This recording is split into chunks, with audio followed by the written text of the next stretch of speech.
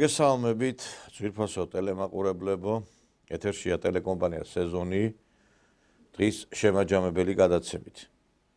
გუშინ ძალიან საინტერესოდ განვითარდა პროცესები, დაკავებული იქნა ერთ-ერთი მსხვილი ბიზნესმენი, ნაციონალურ მოძრაობასთან დაახლოებული პირი, არაერთ მძიმე და განსაკუთრებულ მძიმე დანაშაულში მხილებული ზარალა, ეგრეთ წოდებული გიორგი რამიშვილი, რომელიც ფლობელია სილქნეთისა, მის ფლობელობაში ასევე რედისონ ბლუივერია, სასტუმრო ტელეგრაფი, აგრეთვე წინანდლის კომპლექსი და უამრავი ბიზნესი გააჩნია ამ კაცს სააკაშვილის დროს გამდიდრდა, ასევე შემდგომ დღევანდელი ხელისუფლების დროსაც აგრეთვე გააფართოვა თავისი ბიზნესები. ძალიან ბევრი ადამიანი ამ კაცს ადებდა ხელს, კარგად მოგეხსენებათ დანაშაულებებში. ჩვენ ამ კაცმა სიცოცხლე გაგვიმწარა სრული ამ სიტყვის მნიშვნელობით, იმიტომ რომ საქართველოს მოსახლეობის თითქმის ნახევარს აუგზალა, რომ ჩვენი ტელევიზიის გადაცემები ეხილა. იმ დროს, როცა ნაცხროვის ყველა ტელევიზია ჩართულია სილქნეთის ქსელში. ჩვენ კანონიერი საფუძველი გაგვაჩნდა იმისი, რომ ჩართულიყო ჩვენი ტელევიზია, მაგრამ ეს არ მოხდა, ასევე გამორთულია რუსული ტელეკომპანიები, NTV, RTR-ი. ამ ადამიანთან დაკავშირებით ძალიან ბევრი კითხვის ნიშნებია და მე ვფიქრობ, რომ ციხეში გადაყვანის შემდგომ შეიძლება მას ასევე სხვა მუხლებიც აეყენოს. ნახოთ, გამოჩნდება ყველაფერი. ფაქტი ერთია, რომ ყველა ის ადამიანი, ვიზეც საქართველოს მოსახლეობას გარკვეულწილად კითხვის ნიშნები გააჩნდა და საკმაოდ ისეთი მძაფრი რეაქცია ჰქონდა, დღეს ყველანი ციხეში არიან. შეიძლება რაღაც თითიდან გამოწვეული ბრალდებით აი კომისიაზე ხტომის არ დასწრების გამო უმრავლესობა ნაცხროვის წარმომადგენლებისა და მევაჭრე აგრეთვე მევახშე ხალხის დიდი ნაწილია დაკავებული, მაგრამ ფაქტი ერთია, რომ ციხეში არიან. არ არის გამორიცხული მათ ბრალდებები შეეცვალოთ და 8 თვიანი ეს პატიმრობა, რომელიც ითვალისწინებს, სწორედ 8 თვიანი პატიმრობას ითვალისწინებს სასჯელად ის რაც მათ ჩაედინეს, 8 წლად გადაიქცეს, ან უფრო მძიმე მუხლად. ნახოთ, ყველაფერს მოვლენები გვიჩვენებს და ერთი რამ კიდევ ცხადია, რომ ჩვენ საქმე გვაქვს, მეგობრებო, დღეს ქვეყანაში იმ არნახულ ტოტალურ გადატრიალების ცდელობის ელემენტებთან, რომელსაც ყოველდღიურად ვხედავთ და ამას ყველაფერს უდგას სათავეში დასავლეთი. გუშინ ასევე ერთი საინტერესო ფაქტი მოხდა. საერთოდ მე ყოველგვარი ძალადობის წინააღმდეგი ვარ.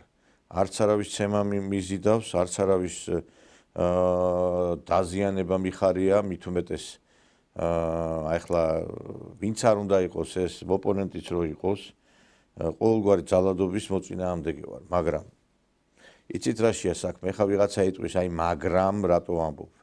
იმიტომ ვამბობ, მაგრამ რომ 80%-ს საქართველოს მოსახლეობის დედას რო აგინებ, ამას ისე აკეთებ გამოთქმით, ლექსად, სიმღერით, რასაც დათესავ იმას მოიმკი. ვინც მახვილი აღიღოს, მახვილი თვე განიგმიროსო, ნათქვამია. ეხლა, როდესაც შენ ამას აკეთებ ყოველდღიურად კონცერტებზე, თან ესეთი რაღაცა ესეთი სიმღერებით აკეთებ ამას და შეურაცხყოფ ადამიანებს, უნდა ითქვას, რომ მე შემდგომში ფრთხილად კი არა და საკმაოდ ისეთი რაღაც გარკვეული საფრთხეები შეიძლება შეგექმნას. ვანო თარხნიშვილი, რომელიც არის უნიჭო მომღერალი, უნიჭო მსახიობი, მან რაღაც თავისი რაღაც გარკვეული ცნობადობა მოიპოვა სააკაშვილის ხელისუფლების პირობებში, როდესაც ის რაღაც სერიალებში გადაიღეს, გამოდიოდა და ყველას გვაგინებდა, ყველას. იმიტომ რომ ეს ადამიანი ფაქტობრივად, ეხლა ოცნების ხარდამჭერი ხარ თუ არა ხარ, რა მნიშვნელობა აქვს?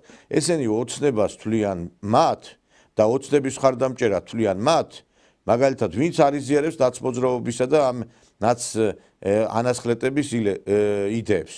აქ მნიშვნელობა არ აქვს, ეხლა სიტყვაზე შენ ხარ თუ არა ოცნების ხარდამჭერი. ყველა ერთაფაში იწვევა და ყველა მთელ საქართველოს აგინებდა ეს კაცი.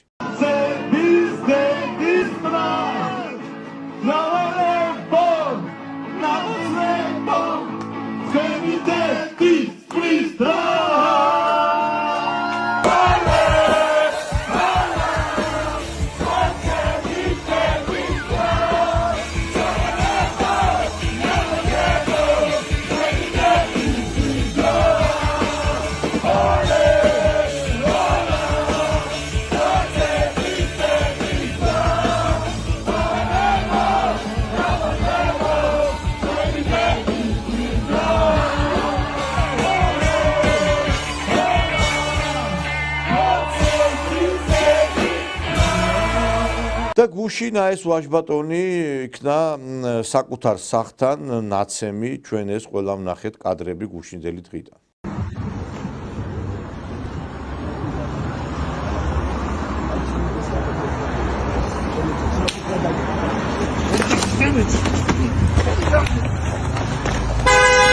Babsi როგორ გვაქვს და შეფეცილი შენი დედამო შენ გოფეთ და წმეშები ჰა ამას მოყვა შემდგომში მისი განმარტება, რომ ესე იგი ის სწორედ იმის გამო იქნა ნაცემი, რომ აი რაღაცა კონცერტზე მან იმღერა და შეურაცხყოფა მიაყენა ხალხს. ორი ადამიანი იყო, არაფერი დაფარული არ ქონდათ, ერთ საერთოდ მიხედავს, მეორე მოვიდა და ვითომ შენი ფანი ვარო, მაგრამ ევასებიო, ბავშვობიდან გისმენო. ერე უცებ როგორ გვაგინეო და დამარტყა და დამცხეს რა. ზის პირდაპირ სახლთან სოლოლაკში. ალბათ იანვარში რომ ფაფში რომ ვიმღერეთ ოლეოლა, მაგის პასუხი იყო აქამდე ეთყობა რა ვიცი. ეხა წამოეწია.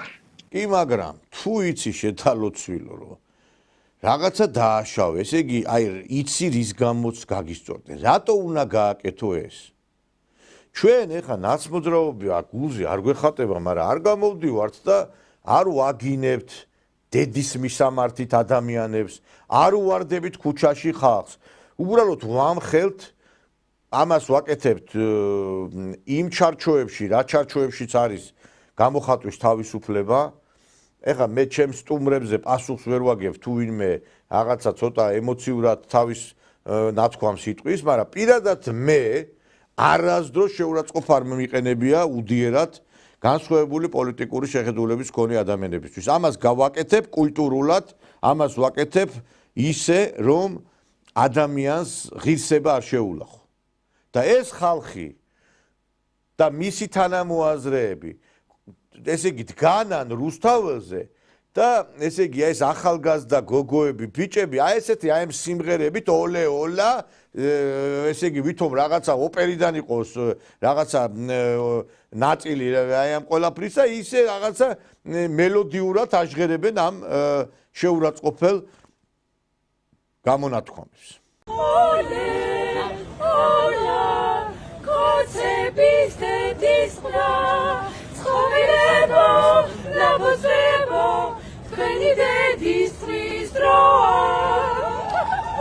რა შეიძლება ამას უწოდო? ერის დეგრადაცია, მეგობრებო. ეს არის ერის დეგრადაცია.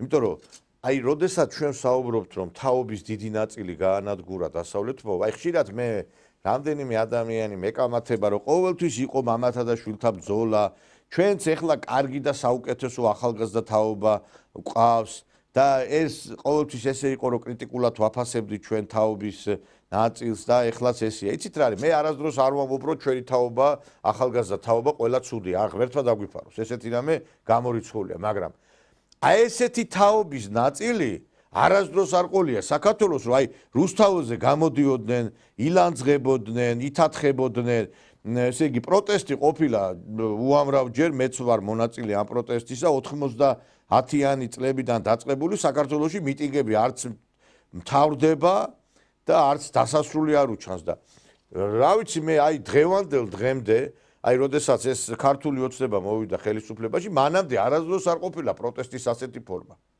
სააკაშვილის ხელისუფლება რომელიც სიხში აღჭობდა ქართულ ხალხს მაშინ ფოთოლი არ ვარდებოდა ხიდან და ესე იგი მინა არ იმსხრევოდა ისეთი პროტესტი იყო. დღეს ანგრევენ, ამსხრევენ. ეხლა იმ დღეს ციხესთან მოაწყვეს, ესე იგი დიდი რაღაცა დაბადებისთვის აღნიშნა ერთ-ერთი პიროვნების, ახალგაზრდა პიროვნებისა მინდაძისი. და ეხა არ გაინტერესებთ ვინ არის ეს კაცი? კაცი, რომელიც პოლიციელებს ესროდა, ესე იგი, საკმაოდ საშიშ აი ამ ფეერვერკს, რომელმაც ერთხელ უკვე იმსხვერპლა ადამიანი, მან დაკარგა ჯანმრთელობა, ისე რომ შვილი არ გაუჩნდება, უამრავი პოლიციელი დაზარალდა, უამრავმა პოლიციელმა თვალი დაკარგა. ეხლა ეს რა თქმა უნდა ჯერ მსხვერპლი არ ყოფილა ამითი, მაგრამ ძიმე შედეგები დადგა.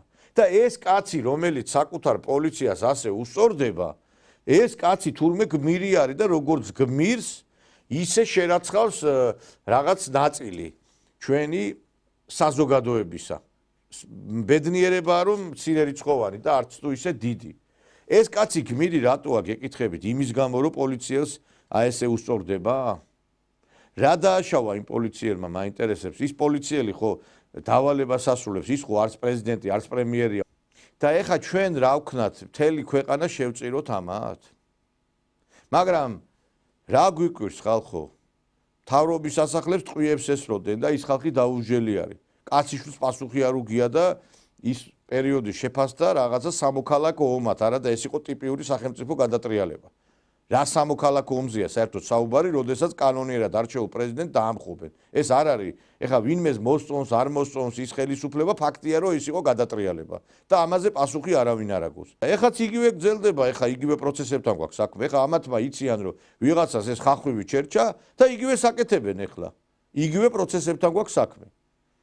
რაც შეეხება ეხლა ჩვენს სიტუაციას, რაც ქვეყანაში ხდება. ჩვენ ეხლა ნუ დავწვრილმანდები და ნუ დავალთ მარტო რაღაცა ოცნებისა და ნაცების დაპირისპირებაზე და იმას, რაც ეხლა ჩვენს ქვეყანაში ხდება, გლობალურად უნდა შევხედოთ და გლობალური პოლიტიკის ფარგლებში გავიაზროთ რა ემუქრება ჩვენს ქვეყანას. ფაქტი ერთია, რომ ჩვენს რეგიონში შემოდის ახალი ძალა, პრინციპში ის ძალა არც წარსად არ წასულა, ყოველთვის იყო, მაგრამ იძლიერებს თავის გარკვეულ პოზიციებს. საუბარია თურქეთზე. თურქეთმა დაიწყო ახალი თურანის გაძლიერება, ახალი თურანის ქვეყნების გაძლიერება. Что будет, если тюркские страны объединятся? Союз Турции, Азербайджан, Пакистан может стать одной из самых сильных региональных осей 21 века. Это не просто дружба, это геополитическая платформа, в которой Турция – военная, технологическая, идеологическая опора. Азербайджан – энергетический центр и транзитный коридор между Востоком и Западом.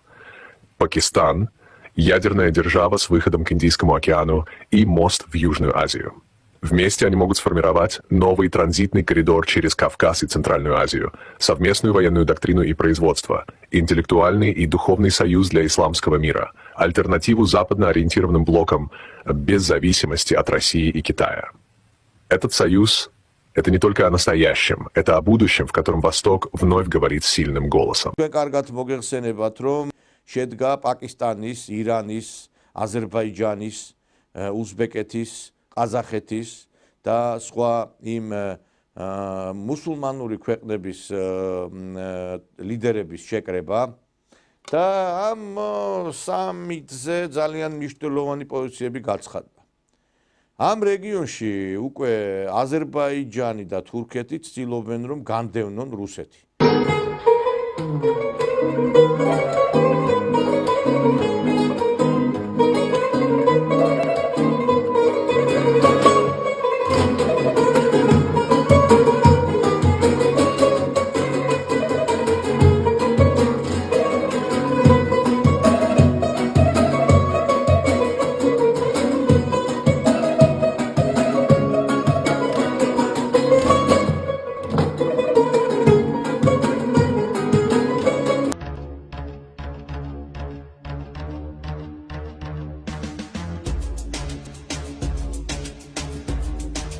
Artık dışarıyla yok, içeriyle gidecekler oraya. Mimarisi de güzel. Evet. Yani bu Şuşa mimarisine benziyor. Evet. Ve çok belli. 1 house and 1 house away.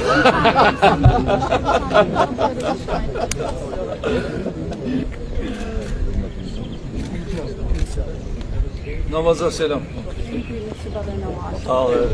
სომხეთიც გარკვეულწილად ამას ხელს უწყობს, მეგობრებო.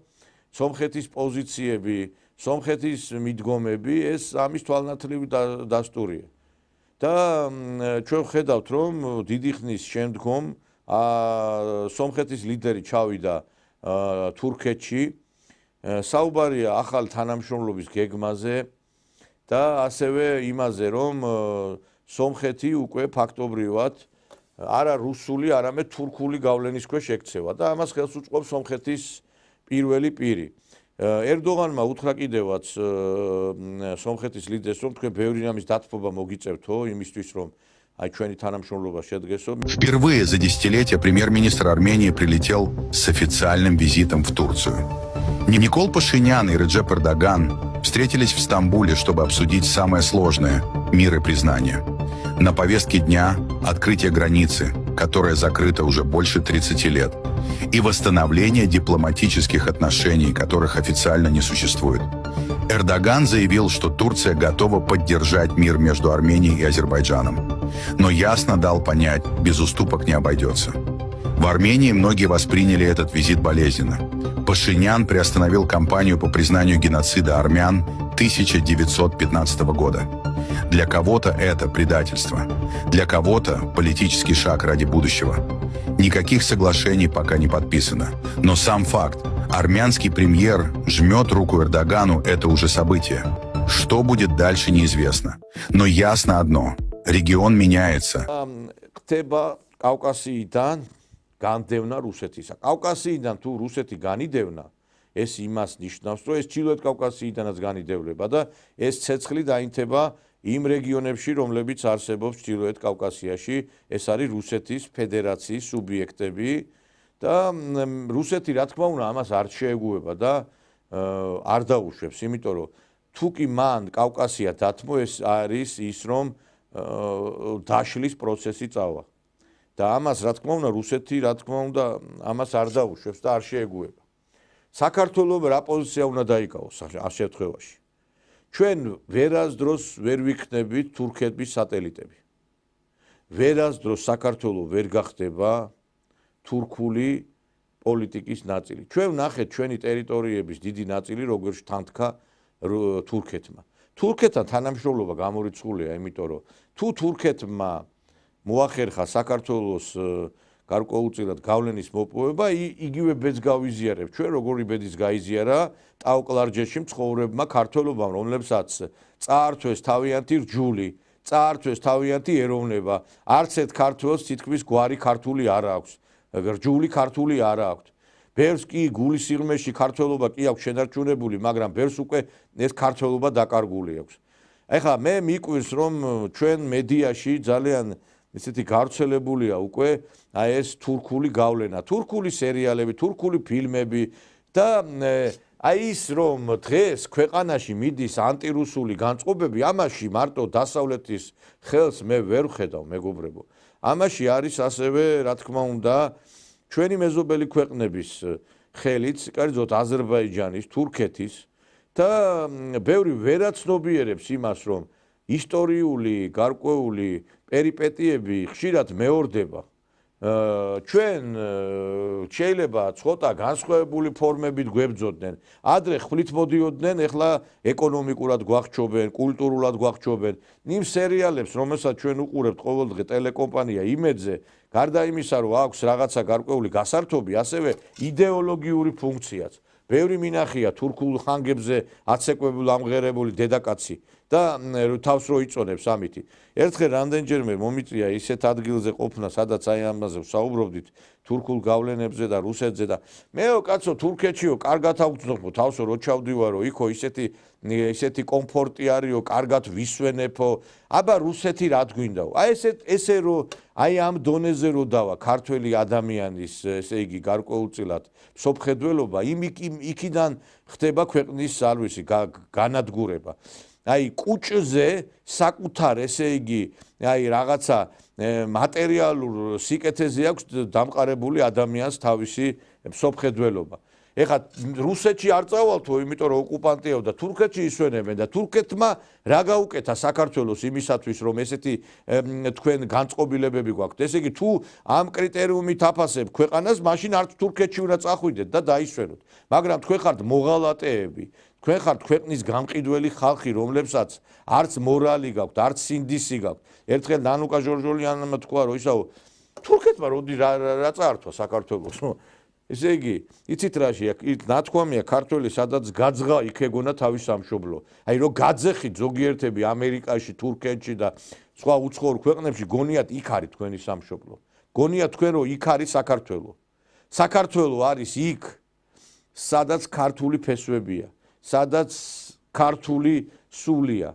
მე აი სიმართლე რომ გითხრათ, აი ხშირად მქონია ესეთი განცდა რომ მინდოდა წასვლა ტაო-კლარჯეთში, მაგრამ მე ჩავთვალე რომ იქ მე უბედურად ვიგზნობ თავს, იმიტომ რომ დავინახავ იმ ეკლესია მონასტრებს, იმ ჩვენ მიწას მე ამას ძნელად გადავიტან და მირჩევნია რომ აი არ ვნახო ეს ტერიტორიები და რაღაცა ემოციებით არ ვითამაშო, იმიტომ რომ არ შემიძლია და ასევე მე სიმართლე რომ გითხრათ ეს უბედურებაც არის შეიძლება, მაგრამ შეიძლება ბედნიერებაც რომ არ მინახი არასდროს აფხაზეთი და ამაზე ალბათ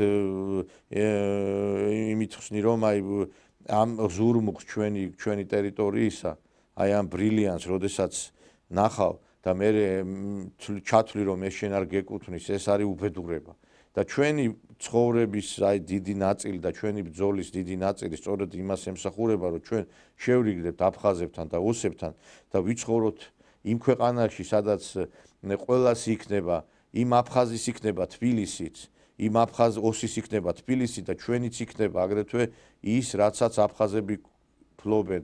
იმიტომ რომ ჩვენ არ ვიცი ახლა ოჯახში ხდება რაღაცა განხეთქილება და მე მჯერა რომ რაღაცა საერთო ენას მომნახავთ. მაგრამ მოღალატეები და სამშობლოს გამყიდველები ასე არ ფიქრობენ და სურთ რომ აი რაღაცა თავიანთი განცხადებები, თავიანთი პოზიციებით ჩვენ რაღაცნაირად ამ იდეას დაგვაშოროთ. აი ხშირად გამიგონია და გაოგნებული ვარ ცნობილი პოპულარული ადამიანები გამოდიან და ეწევიან ანტირუსულ, ანტისაბჭოთა პროპაგანდას. ანტისაბჭოთას რატო ვაუსვამ ხაზს? ესე იგი, ეხლა ყველა ეპოქას აქვს თავისი პლუსი და მინუსი.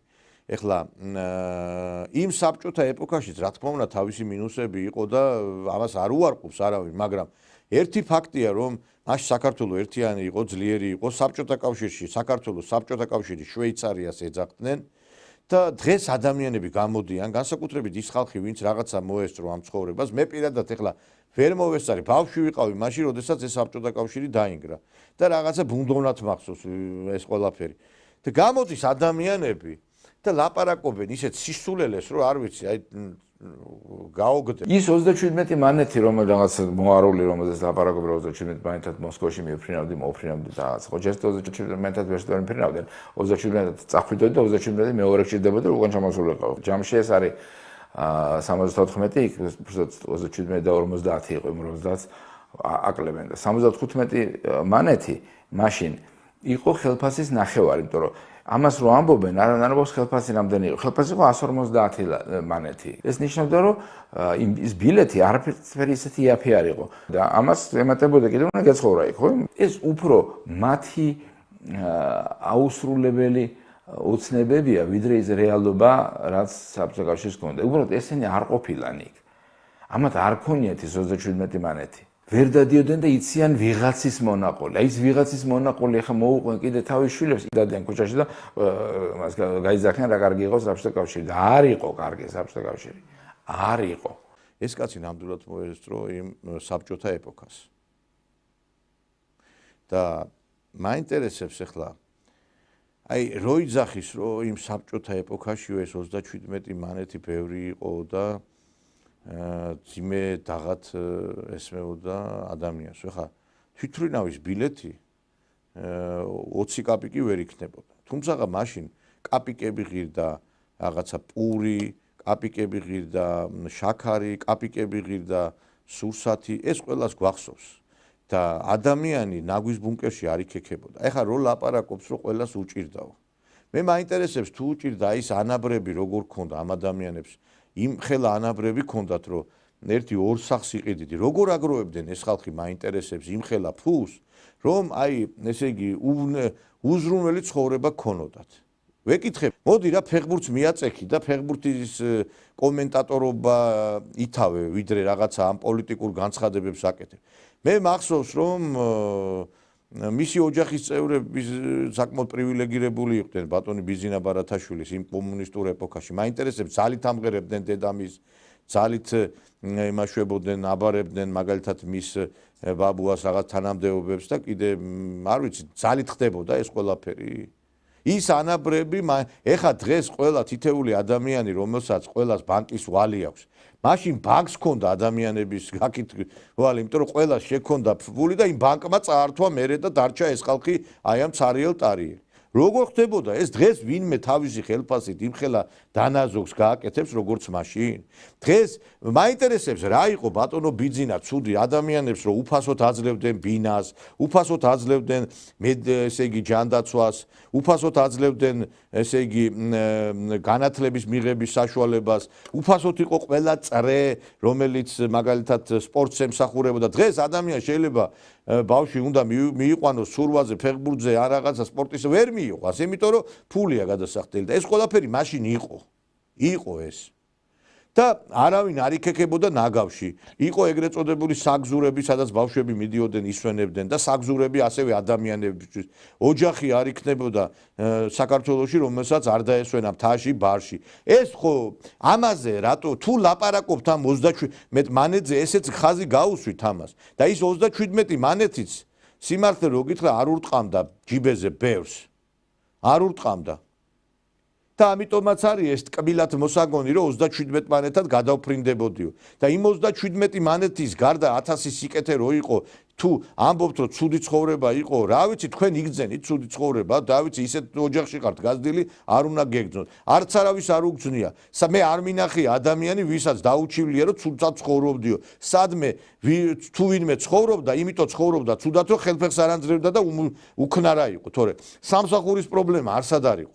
აი ესეთი პიროვნებები გამოდიან, რაღაცებს ბოდავენ, რაღაცები მოაქვთ, ვითომ ესე იგი და თან იტყუებიან, აი უსინდისოდ იტყუებიან, იმიტომ რომ ეხლა რო ცხოვრობდი იმ ეპოქაში, ხო იცი, ეხლა მოყვება იმას, რომ მე იქ ვივდიოდი პანტიანში თუ სადღაც და იქ უყურებდი თუ usmedi იმ ფეხბურთის თამაშებს, გასაგებია, ხო, ტრანსლირება არ ხდებოდა მიუხედის ბავარიის თამაშების. ეს არ იყო მაშინ, მაგრამ სხვა პლუსები ქონდა მაშინ იმ საბჭოთა ეპოქას. მორალურად სუფთა საზოგადოება იყო. და დღეს რო არის ეპოქა ისეთი არ იყო, როდესაც აი გაღწნილი, გავერანებულია ყველაფერი და ყველაფერი უბედურება რომ მოდის ამ დასავლეთიდან.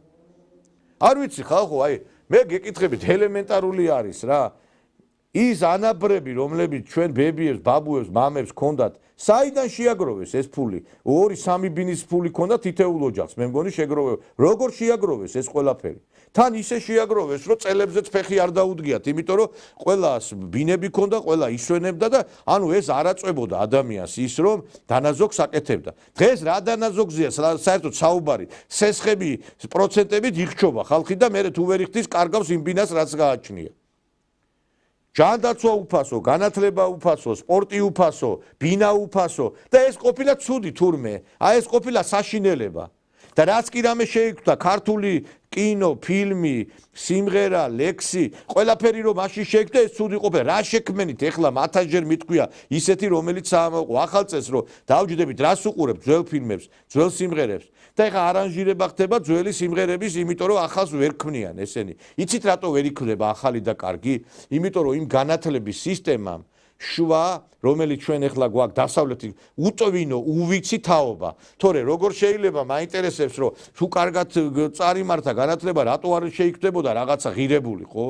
რაღაცა ფილმები გადის კავეა პლუსზე, იტირებ ისეთი ფილმებია.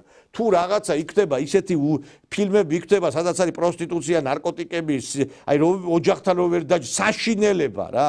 ერთხელ აი ჩავრთე ეს კავეა პლუსი და ისეთი ფილმებია გადაღებული, ეს არის არ ვიცი ვინც ეს ფილმები გადაიღო, წესი დასაჭერებია ყველა და დასახრეტები მე თუ მკითხავ, იმიტომ რომ არ ვიცი ამ ფილმებს როგორ შეიძლება რომ მწვანე შუქი აუნთო. და ეს კაცი გამოდის და ლაპარაკობს რომ თურმე მაშინ ყოფილა ცუდი და ამ დროს მაშინ ეს ამისი ოჯახი და თვითონაც პრივილეგირებული იყო. მაინტერესებს რა გიჭირდათ რა მე თქვენ, ან ვის უჭირდა რამე. დასავლეთის მიერ წახალისებული რახან არის ეს ყველაფერი წარსულის გინება, ეხლა ამანაც აუწყო ხელი და ბევრმა სხვა აგრეთვე იმ პიროვნებამ, რომელიც მაშინდელ ეპოქაში იყო. უნდა აგირო, აი ეს საქართველოს დაბადება რო არის ეხლა ეს სერიალი ნარკოტიკების მოხმარების პროპაგანდისტი რო არის იაგო ხვიჩია. ჯერ იმ ხალხს რა უთხარი, აი მან რომ მიდიხართ გადაცემაში, იმიტომ რომ ადამიანი თქვენით შეიქმნა რაღაცა ცნობადი და აი რაღაცა თუ მაგას ავტორიტეტი აქვს, ამ სხვა ვერაფერი ვერ გააკეთა და ამითი რაღაცა მოიპოვა პოპულარობა. ამ ფილმების არსი ის არის, რომ კიდევ ერთხელ აი ის პროპაგანდა გასწიოს, რომ როგორი ცუდი იყო მაშინ საბჭოთა კავშირი. და ყველაფერი ეს ეხლა რატო კეთდება, იცი, მარტო წარსულის გინებაზე რო იყო საუბარი, არ არის. ეს იმიტომ კეთდება, რომ აი რუსეთი ჩაგრავდა, მაშინ რომ ცხოვრობდი საბჭოთა კავშირში, რომ რუსეთი იყო ცუდი, აი ამის პროპაგანდა მიდის. და ერთი სიტყვა არ აქვს, აი ნახსენები ამ ადამიანებს, მაგალითად რომ კაი, ეს რუსეთი ცუდია, თურქეთი კარგია, თუ შენ აფასებ შენს მოწინააღმდეგებს, ხვებს რომ არ იხსენიებ ასე, მაგი როგორ გავიგოთ, მაინტერესებს. რუსეთის დახმარებით დაებრუნა საქართველოს აჭარა, გურია და ჯავახეთი. და თურქეთის დახმარებით რა დავიბრუნეთ ჩვენ გეკითხებით? რა? და ეხლა გამოდის კიდევ აგერ ერთი კიდე ხელმოცარული მსახიობი და ისიც იგივეს ლაპარაკობს. რუსეთთან საჭირო არის ძალიან ხისტი ქმედებები. ძალიან ხისტი ქმედებები. ესე იგი რუსეთი და მაინტერესებს ერთი აი ახლა რომ შემოტევა იქნება ამ თურქეთთან ვისი იმედი გაქვთ თქვენ? ვინ დაგიცავთ? ვინ? თბილისის ქუჩებში რო გაივლი, მიხვდები რომ როგორი საშინელი მიგრაციაა აზიის ქვეყნებიდან, ასევე აი მუსულმანური ქვეყნებისგან, რომელსაც საკმაოდ დიდი საფრთხე შეუძლია ჩვენს ქვეყანა. აი გაგიგია თქვენ ეგრეთ წოდებული პრადვინუტი, ეგრეთ წოდებული ინტელიგენციისა და ნაცების მხრიდან, რომ აი ეს მიგრანტები, რომლებიც არის ჩამოსულები ჩვენს ქვეყანაში პაკისტანიდან, ინდოეთიდან, არაბეთიდან და ასევე სხვა მუსულმანური ქვეყნებიდან, ეს ქვეყნების შემოდინება არის აღსაკვეთი. არა, ესენი მარტო იმ რუსებს ხედავენ, რომლებიც ესე ჯგუფ-ჯგუფად კი არ იკრიბებიან ღამღამობით ქუჩებში. ჯგუფ-ჯგუფად კი არ იღებენ ბინებსა და სახლებს. არამედ ჩამოდიან, ფულს ხარჯავენ და მიდიან უკან და იმ ფულს მერე ჩვენ აკუმულირებას ვახდენთ ბიუჯეტში. და ესენი მარტო ამას ხედავენ. რუსი ტურისტის გარდა თურმე ამ ქვეყანაში ტურისტია სხვა არავინ არ არის. მეგობრებო, ფრთხილად იყავით. ქალაქში დადის ძალიან ბევრი აგენტი. აი დღესაც შემხვდა.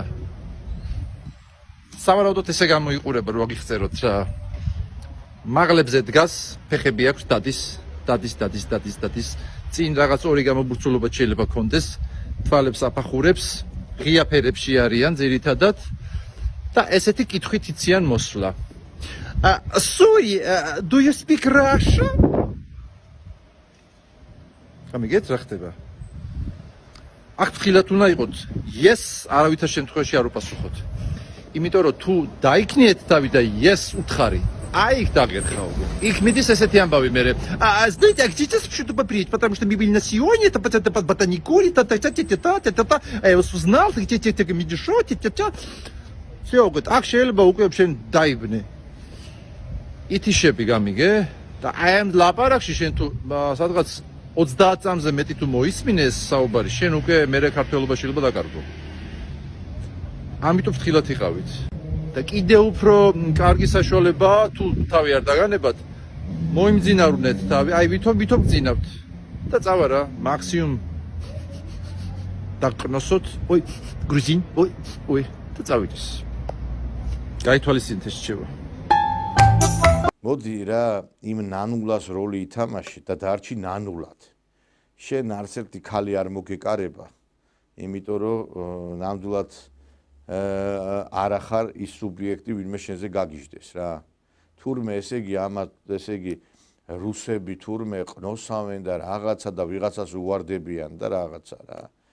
და რაღაცა თურმე ესე იგი შეწუხებულია ესა, მე არ მინახია ვინმესგან შეწუხებული, რომ რუსტურის ვინმე შეეწუხებინოს რა. ჩამოდიან თავისთვის კულტურულად და იქცევიან ისე რომ არავის არ უვარდებიან არცახში, არც არავის არც იმ მოტოციკლეთზე ზიან ყლოვოსი, არც ვინმე სამუშაოს არ თმევენ, თუ კი რამე არის გახსნილი, ეს არის იმიტომ რომ ჩვენი უნიათობის გამო. კიდევ ერთხელ აი მაგალითად ეხლა ჩამოდიან რუსი ტურისტები. აი ეს ტურისტული ფირმები შექმნეს რუსებმა, იმიტომ რომ არ არის ბაზარზე სამსახურები, რომლებიც მათ მომსახურებას გაუწევს. რუსული ენის სპეციალისტები არ აქვს ხალხო. აი ხა ჩამოდის ჯგუფები ხო? მაგალითად ეხლა რო გააკეთო რაღაც ფირმა კაცმა და გაუწიო მომსახურება. ადამიანს ვერ ახავ რუსული ენა იცოდეს. ამიტომ ადნენ ეს ადამიანები თვითონ გააკეთეს ეს კომპანიები. ახლა მე მაგალითად დამიკავშირდა რამდენიმე ადამიანი და მთხოვა რომ აი რაღაცა გარკვეულწილად გამომეყო მათთვის ჯგუფი, რომელიც იქნებოდა აი ამ ტურისტული გარკვეული ჯგუფის მომსახურებაში ჩართული. მაგრამ ვერ ვნახე ადამიანები, ვერ ვნახე და იმიტომაც არის რომ რაღაცა გარკვეულ ბაზარზე შემოსული კომპანიები იძულებული არიან თვითონ შემდგომ იფიქრონ ამაზე. ქართველები გადიან ამ ქვეყნიდან სამწუხაროდ, იმიტომ რომ გონიათ მილიონებს იშოვიან ევროპაში და ეს ქვეყანა რჩება აი ამ არალეგალებს. და აი ეს გამოდის ეს ვაჟბატონი და თურმე ამ რუსის გარდა ვერავის ვერ ხედავს ამ ქალაქში თურმე. რომ ყველა კუთხეში რომ ეს პაკისტანელები, ინდოელები, არაბები არიან, ამას ვერ ხედავს ამ ყველაფერს. მე არ ვიცი, მე თვალში ნამდვილად არ მეჭხირება ისე, როგორც ესენი მეჭხირებიან. ისა ვაჟობ შაველას გამზირი მეტრო დელისის პირდაპირ დილა ათის ნახევარია. აი ხა ახლა მანძილზე ვდგევარ და მაგათი სუნი აქაც მოდის. აყროლდა თბილისი, აყროლდა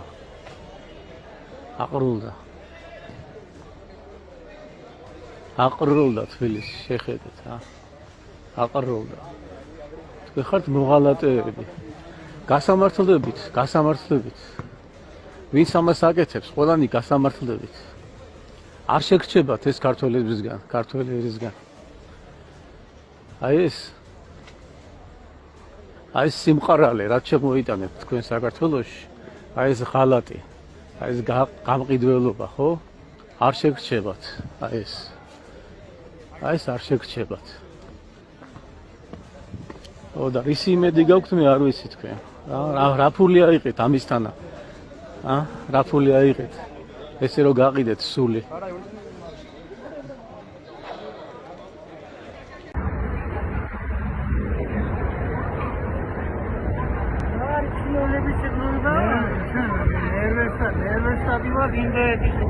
მე არ ვიცი ეს რა ხდება.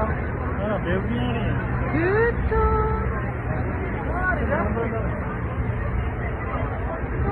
ამენა ხეთრი. ნუ ვიტო კომანდა, ნუ რალგო თქო. Come on, hombre.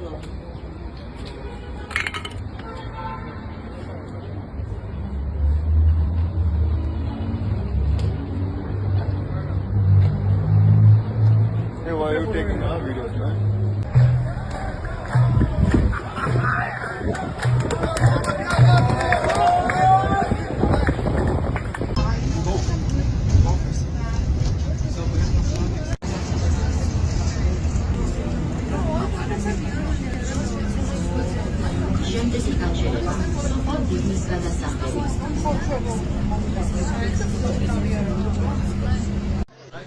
დაეფშიდობეთ ალეიაში დასვენებას, აგე გაივსო არაბები თაქაურობა.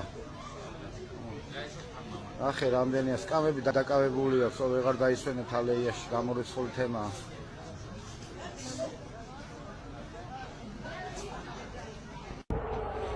არაბების შემოსევა თუ ინდოელების შემოსევა.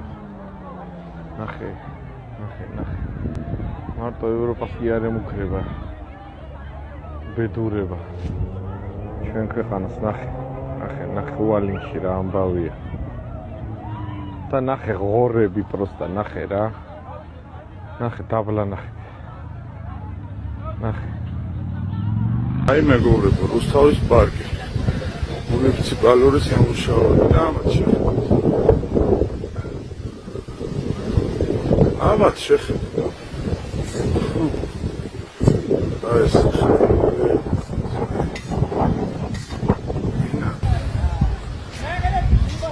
რუსთავის პარკი. მუნიციპალური სამუშაოები. ერთი ქართველი არ არის. ერთი ქართველი არ არის.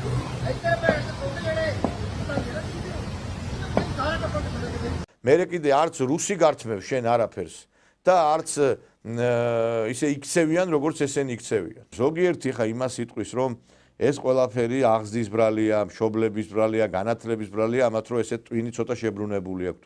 მე მაგაში ვერ დაგეთანხმებით, იმიტომ რომ მე ვიცი ზოგიერთი მშობელი სხვაგვარად ფიქრობს, სხვანაირად ზშვილებს, მაგრამ ნუ არის თუ ბუნებამ სარუშველაო, აი ამ პრინციპიდან გამომდინარე, აი შვილებით სხვა მიმართულებით მიდიან. არა ვარ რუსი, არ ვითამაშებ რუსს, აი პროტესტი მქონდა ამასთან, აი თან რაღაცა პრინციპულად არ მინდოდა მაშინაც კი. ნილ ჯორდანის ფილმშიც თავიდან იყო რუსი ეს გოგო, ვისაც მე ვთამაშობ და ჩემი ხათრით გადააკეთეს და რუსი აღარ იყო ის გოგო, რაღაცა სხვა ეროვნება ქონდა. არავის არ მინდა შევეხო, მაგრამ ეხა ნაკლებად სავარაუდოა თქვენი დღევანდელი მდგომარეობიდან გამომდინარე ქალბატონო ვინმე თქვენ რაღაცა ფილმში დაგასაქმოთ, იმიტომ რომ რაღაცა ერთი ნივთიერების მომხმარებელს გავხართ. არ ვიცი რამდენად ეს ჩემი ეჭვები რეალობაში ესაბამება, მაგრამ თუ გონიათ ვინმე კალთებს დაგახევთ, ეხლა რომ რუსული ფილმებში ითამაშოთ, ძალიანაც ცდებით. სადაც გინა იქ ითამაშეთ. თქვენი ადგილი არის გარკვეულ აი ამ იაფასიან რაღაცა გარკვეულ აღვირახსნილ ფილმებში, სადაც ქალბატონები იმ უცხოურ ფილმებში მხოლოდ მეძავეებად, ნარკოტიკების მომხმარებლად და რაღაცა სიბინძურეებში არიან ჩართული. მე არ მინახია ბოლო პერიოდში რაღაცა ამერიკული ან დასავლური ღირებული შექმნული იყოს. ყველაფერი არის რაღაცა ბოდიში ერთი და იგივე მდარე ხარისხის გაღწილი და რაღაცა ისეთი გაუკუღმართებული ჟანრის ფილმები. ტყუილა არ ვლაპარაკობ იმ შესახებ, ქართველი სადაც გაძღა, იქ ეგონა თავის სამშობლო. ეხლა ამერიკაში არიან ქართველების რაღაც ნაწილი და ვინაიდან რაღაცა დააკლდათ ამ საქართველოში, როდესაც 90-იანები იყვნენ და იქ ეხლა რაღაცა პროდუქტები აქვთ, რაღაცა საჭმელი ელემენტარული გააჩნიათ და თან ისე იქცევიან, როგორც მათ სურთ, აიწყვიტეს და რასაც უნდა იმას აკეთებენ, აი რაღაცა დაემსგავსენ მხოლოდ და მხოლოდ ქართული გვარის მატარებელ ქართველებად, თორე რეალურად ქართველი რო უწოდო ამ ხალხს, ცოტა ძნელი სათქმელი არის. შენ უნდა ჩაგვეწერე რამოდენიმე დღის წინ. Apparently we couldn't do it. მოგვიყევი რა მოხდა? Well, I got mugged. გამქურდეს. ესე ჩვეულებრივად. Welcome to New York. Well, it was not a welcome to New York. იმიტომ რომ არ იყო first time. Like my middle name is Trouble. ქართულად? ჩემი სახელი არის like a middle name. არის Trouble. როგორ არის Trouble ქართულად? არ ვიცი უბრალოდ შესაძლოა როგორ არის ქართულად, მაგრამ მე მეკითხები მაგას, for one person girl. მოგეთ შენთან მოვდიოდი, რომ რაღაცეებზე ჩემ ალბომზე ველაპარაკა. და ტრეინში რა ჩავედი, FaceTime-ით ველაპარაკებოდი დედაჩემს, რომ დერას შვები, ნუ აი ყოველდღიურობა რაც არის რა, რასაც ყველა აკეთებს აქ და I was like on the phone with her again. უცებ ვიღაცა მომბარდა, literally აი ესე წინ დადგა, ჩემ like face to face და აქ მეკეთა gold chain-ი, რომელიც ყველაზე ძალიან მიყვარს, იმიტომ რომ რამდენიმე წელი არის უკვე ჩემი მეგობარი არის, იმიტომ რომ გიждები jewelry-ზე და მომბარდა ეს რაღაც ოქროს ცეპი ჩამომგლიჯა. ყავა მეჭირა ხალხი ეს მდუღარე წყალი მთლიანად შემასხა და I was What? Yeah, it was crazy. Yeah, it was crazy. ჩამოგლიჯა, ყავა იყო და შეგასხა. კი, რომ ვერ დამენახა სახეზე როგორ იყო და he was wearing a helmet. Girl. Yeah, it was like pretty intense. Oh, shit. დამეწელია რა ცხოვრობს. ნიუ-იორკში გადმოვედი 2 წელიწად ნახევარი არის და რამე გაიგეთ ამარ აილაპარაკა. ეხლა ეს თავს გვაწონებს, რომ ინგლისური ენა იცის და ყოველ ორ სიტყვაში ბარბარიზმებთან გვაქვს აქ. მაგრამ რა გასაკვირია, ხა კულტურის მინისტრი გამოდის და თავს იწონებს ისე, რომ თითქოს რაღაცა ეგრეთ წოდებული რაღაცა პრადვინუტი არის, როგორც იტყვიან ხოლმე. ეგრე და ისე ლაპარაკობს თითქოს რაღაცა ჩვენზე აღმატებული არის. როცა ახლა კულტურის მინისტრი ლაპარაკობს ქვეყანაში ასე, რა გასაკვირია ეხლა რომ ამათვაც ესე ილაპარაკონ. პირველად ნახავთ სათვალით, იმიტომ რომ აქამდე სპიჩებს ყოველთვის ზეპირად ვამბობ. ეს ძალიან მნიშვნელოვანია განგრძობითი, როგორ არის, long life learning-ის კუთხით, ყველასთან თანამშრომლობთ stakeholder-ები, ვინც ყავს დარგში, კვატნოზა და დაგააპდეიტებ. დღეს ბევრი იმას, რაც ჩვენს რეგიონში ხდება, კიდე ერთხელ მინდა დაუბრუნდე იმ გეოპოლიტიკურ სიტუაციას. ბევრი ამ ყველაფერს უკავშირებს იმ დიდ გეოპოლიტიკურ თამაშებს, რომელიც დაწყებულია ტვირთების გადაზიდვა, გავლენების მოპოვება და სხვა ასევე ნიუანსი, მაგრამ ფაქტი ერთია, რომ ჩვენ მოგვიწევს არჩევანის გაკეთება. პრინციპში უკვე ეს არჩევანი აქამდეც უნდა გაგვეკეთებინა. ან უნდა ავირჩიოთ, როგორც ადრე ჩვენმა დიდმა მეფემ, ერეკლე მეფემ გააკეთა მართლმადიდებელი რუსეთი, ან უნდა ავირჩიოთ ის დიდი თურანის ქვეყნები, ეს არის თურქეთი, აზერბაიჯანი, ასევე მასში მყოფი ასევე სხვა მუსულმანური ქვეყნები, ეს უნდა გავაკეთოთ. ეხლა აი ამ ადამიანებს რომ ისე უფლება, რა თქმა უნდა, იტყვიან, რომ რუსეთი ოკუპანტია და ჩვენ რუსებთან საერთო არაფერი არ აქვს. რო ლაზრობთ რუსეთს და აგინებთ რუსეთი, როცა აქ იყო თურქეთიდან, ირანიდან და ბუზი ვერ შემოქმედებოდა. დღეს აი მაგალითად ბათუმში, ბათუმ კაპკატაში კვარტალის კი არის უკვე თურქების. და თქვენ იცით რამდენიმე წლისი რა მოხდა იქ. ერთ-ერთი ქართველი რუბლი გზად მიდიოდა. ეს ბათუმია. რისი თურქების კვარტალი, რა კვარტალი? ასე თვლიან თურქები. ძირითადად თურქებით არიან დასახლებული. დრო დაინახეს მოდელი ჯვრით. გააჩერეს. ლანძღვაგინება დაუწყეს, როგორ გაბედა მათ კვარტალში შემოსულიყო და ჯვარი კეთებოდა. ჯვარი ჩამოგლეძეს და სემეს ჯგუფურად. ქართველებმა რომ გაიგეს, შევარდნენ იმ კვარტალში და იყო ძლივს გააშორეს ერთმანეთისგან. სემეს თურქები. აი როგორი დაპირისპირებები და მე რო აქ ვინმე მოუშვა ჩვენზე რა მოხდება ძველი არ არის წარმოიდგინოთ. ერთმანეთზე რომ იწვევენ აი ეს ფსევდოლიბერალი ქართველები და იარაღიც აქ ჩუმჩუმად ამიერას განა იხმარენ ისინი დამპყრობზე არ იხმარენ ქართველებზე იხმარენ რატო ხელისუფლებაში რომ მოვიდნენ და ეს ფულის საკეთებელი წყარო გავუჩნდეთ თორე პატრიოტიზმი კი არ ამოძრავეთ და რასაც ლაკ მოგება სინამდვილეში ის კი არ ამოძრავეთ მათ ეს ამოძრავეთ შემოსავლები გქონდეთ ვერე ქართველების ამბები ხო იცით ეს იგი პატარა მონაწილეობას რომ მიიღე რაღაცაში როცა მოვა ის ხელისუფლება მერე თხოვე წილებს გვერდში რომ დაუნდათ აი ჯვარი გამომისახია სამწუხაროდ ჩვენ ყავს ასევე სასულიერო პირები, რომლებიც ანტირუსულ განცხადებებს აკეთებენ მამა არჩილ მინდიაშვილისგან განსხვავებით.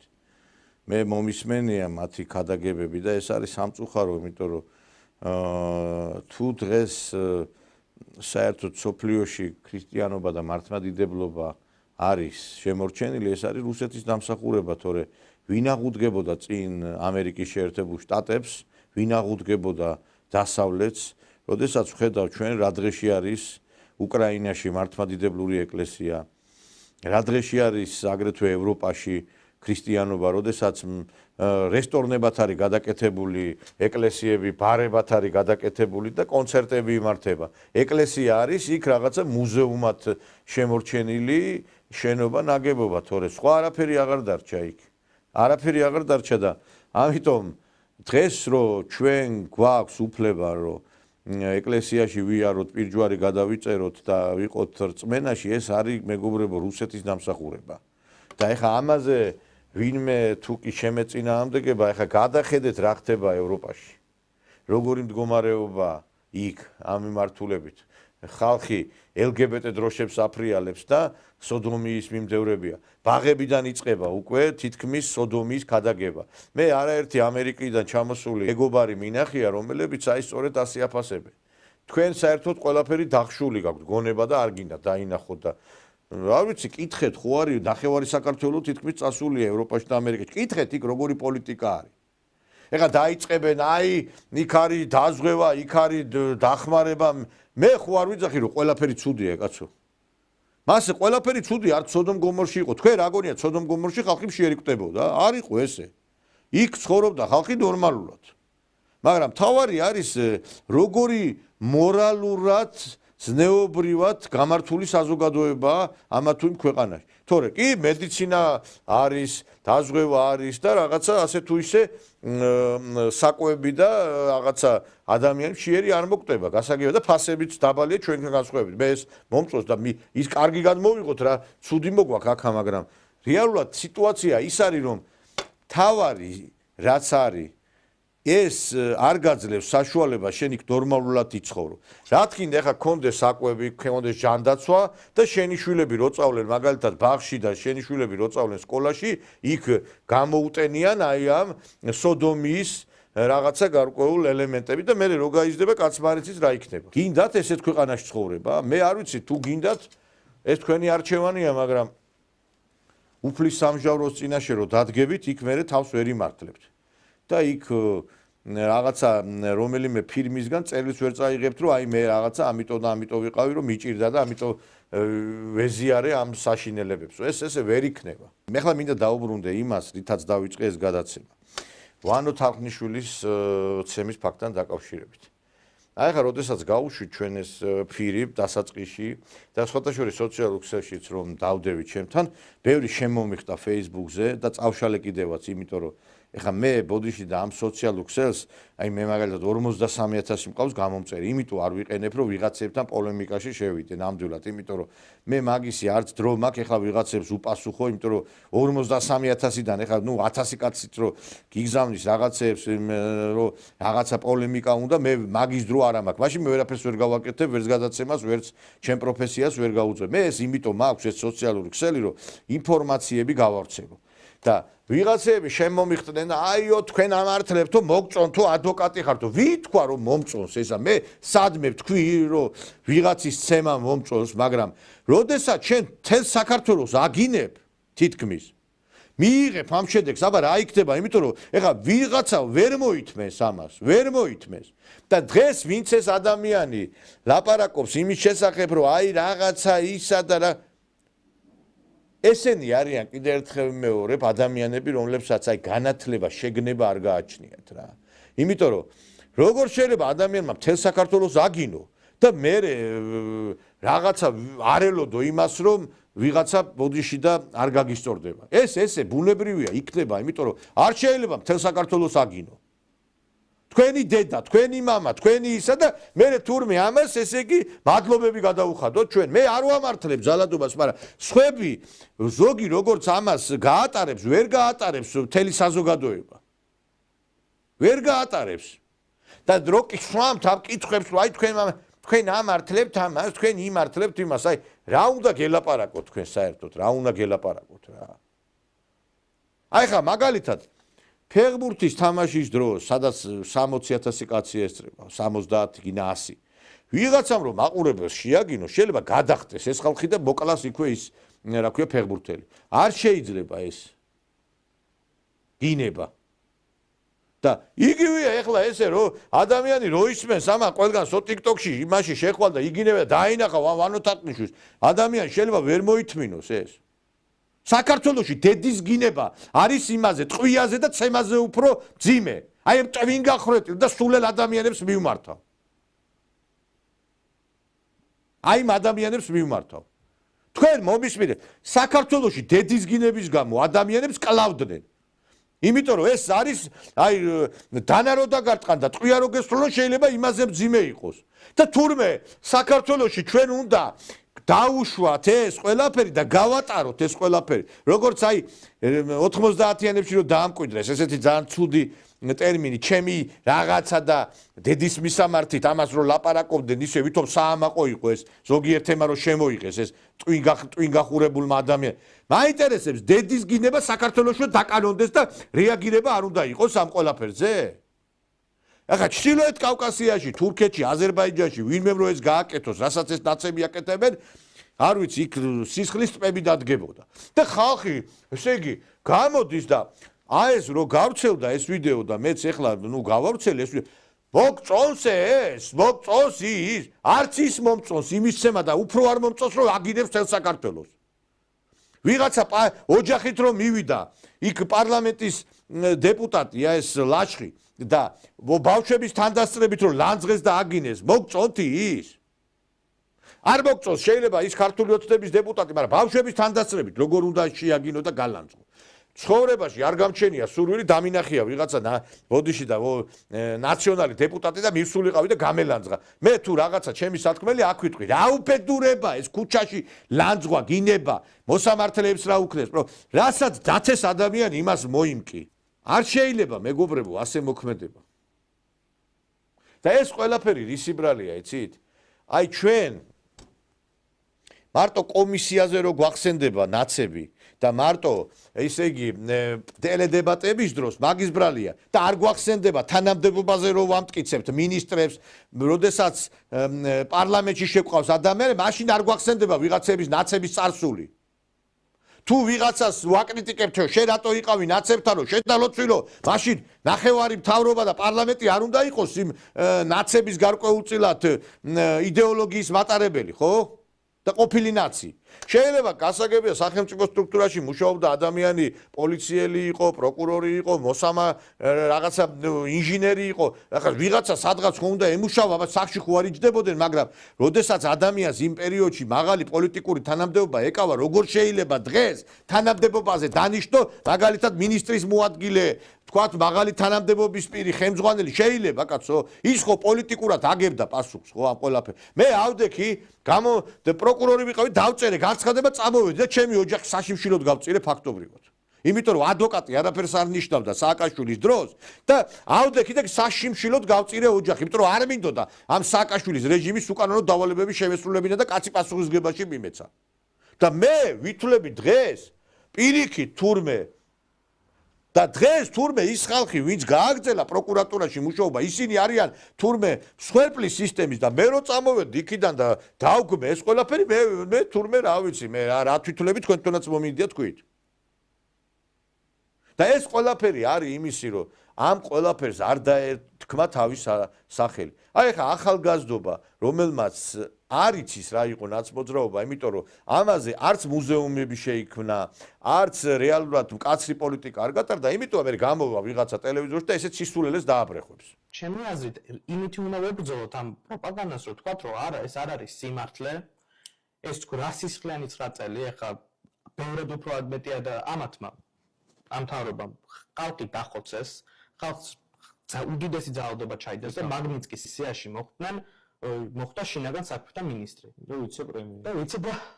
ვიცე-პრემიერი და ესენი ეძახიან კიდევ ვიღაცა სისხლიანს, რომ სასიკვდილოდ გაიმეტეს ჟურნალისტები, რომელიც მე მგონი ომის დანაშაული არის ესეთი რაღაცა რო გააკეთო. ანუ ესენი მარტო ვერავისერ დაუძახებენ სისხლიანს და ეს თემა საქართველოს უნდა გაიგოს ჩემი აზრით. ამბავს გონია რამე ჭკვიანურს ლაპარაკობს ახლა რა. ვინ გაიმეტეს, რომელი ჟურნალისტი გაიმეტეს? ჟურნალისტები რასაც აკეთებენ დღეს პოლიციელების მიმართ, მოსამართლეების მიმართ, როდესაც უდანაშაულობის პრეზუმპცია ფეხქვეშ არის გათელილი, ვინ მოყლეს, ვინ დახოცეს, ვიღაცა თუ ნარკოტიკების დეზოდირების, ნარკოტიკების ზემოქმედების ქვეშ დაიღუპა, რა შუაშია მაგალითად სიტყვაზე ის 5 ივლისი, რა შუაშია, ვინ რაზე იძალა და დღეს საქართველოზე ძალადობს ერთი მუჭა უმცირესობა. და მათ შორის ეს მედია, მათ შორის ეს რეალურად ის ადამიანები, რომლებიც აი ამ ყველაფერში არიან ჩართული. და ჩვენ გვეუბნებია, რომ რაღაცა თურმე აქ რაღაცა ვიღაცის სისხლი დაიღვარა. პირიქით ასეთი ჰუმანური ხელისუფლება, არ ვიცი, მე არცეთ ქვეყანას არ აყავს. რომ ადამიანებს უფლება აქვს ხელისუფლებას შეურაცხყოფა მიაყენონ, ვივარდნენ ვიღაცა დეპუტატს, ესე იგი, ბავშვების თანდასწრებით აგინონ, ლანძღონ, თათხონ და მე ავითომაც არაფერი.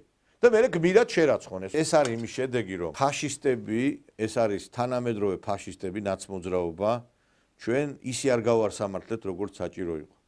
მაგალითად, ნაცისტური გერმანიის მმართველობის დასრულების შემდგომ გადახოტრეს იმ მსახიობებს, ჟურნალისტებს, რომლებიც ნაცისტებს ემსახურებოდნენ და სახალხოდ შეარცხვინეს.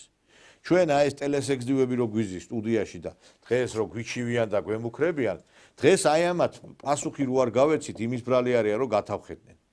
ჩვენ ყავს ადამიანები, რომლებიც იმ მართლა ფაშისტების შთამომავლები არიან.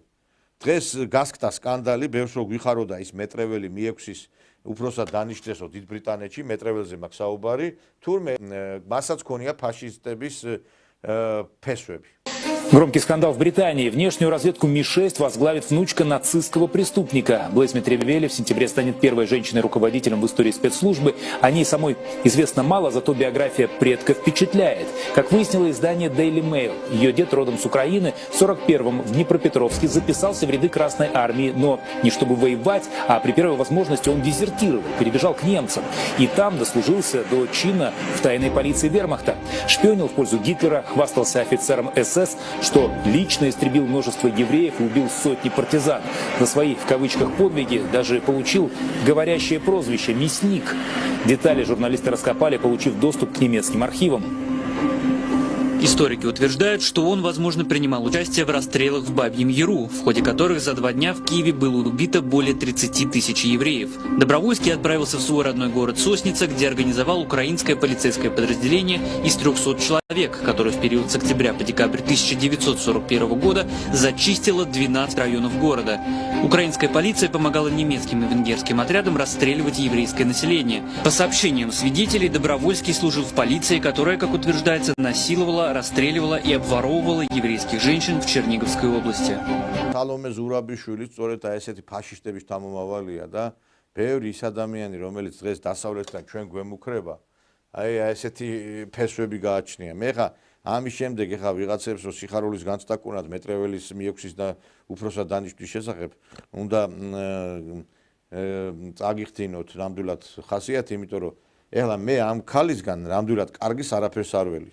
და ის რაც ხდება ჩვენს ქვეყანაში დიდი ბრიტანეთის დაზვერვის გარკვეული მუშაობის შედეგიც მეჩვენება, იმიტომ რომ ყოველთვის ბრიტანეთი და დასავლეთი და ამერიკა საქართველოში ძალიან უშნო თაფათურებდნენ ხელებს.